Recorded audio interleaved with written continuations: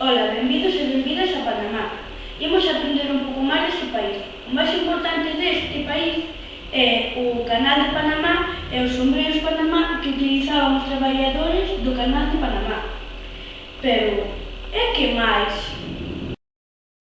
Panamá é unha república situada na América Central. Está limitada por o Mar Caribe, o Océano Pacífico, tamén por Colombia e por Costa Rica. Ten unha poboación de 3,5 millóns de habitantes, con unha superficie de 75.000 kilómetros cuadrados. O territorio de Panamá foi ocupado polo conquistador español Vasco Núñez de Balboa.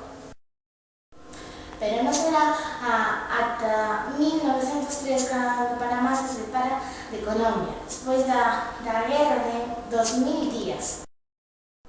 O significado da bandeira provén da Guerra dos 1000 días. Os dous colores, azul e vermello, representan os dous partidos que pelexaron nesa guerra. O branco significa a paz, a estrela azul simboliza a pureza e a honestidade. A estrela vermella simboliza a autoridade e a lei.